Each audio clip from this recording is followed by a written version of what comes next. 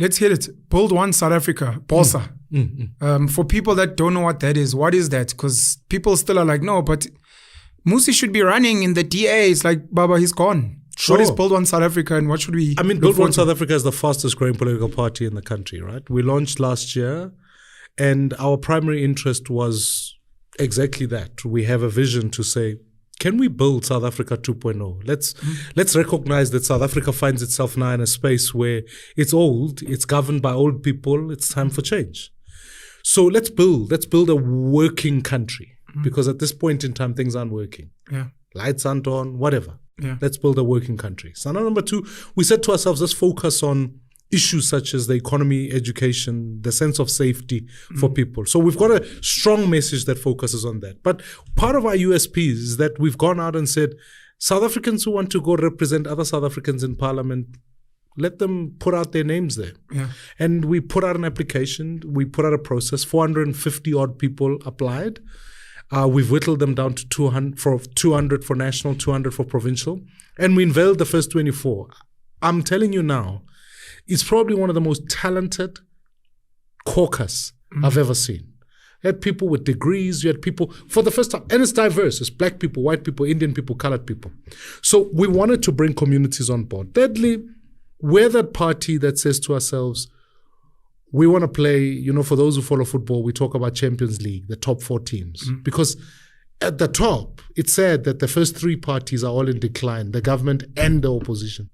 So let's come in there. Let's build with South Africans who share values, talk to young people, and ensure we rattle this cage and bring change. So I'm running for president next year, and I'm asking South Africans, get behind, let's get going. You were part of the official opposition. We haven't really heard much about that, or at least for people that are not involved heavily in politics.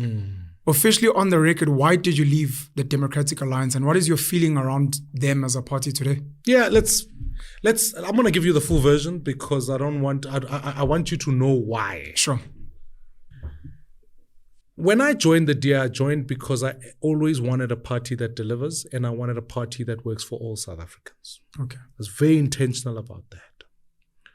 We said once in a strat session, and we recognized that if you build a party for all South Africans, right, which other people say as a hypothesis that may not necessarily work, but I still believe in it. It's worth fighting for.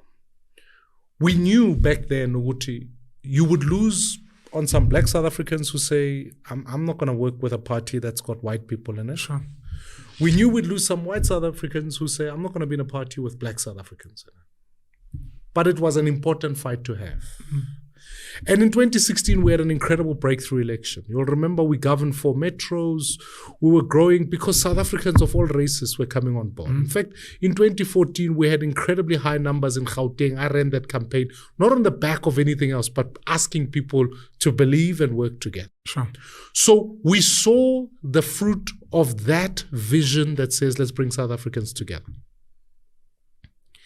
And then more and more, I started to get this feeling that there was a group of South Africans that saw that the organization was changing to represent more people that made them uncomfortable. They started to fear for their own selves.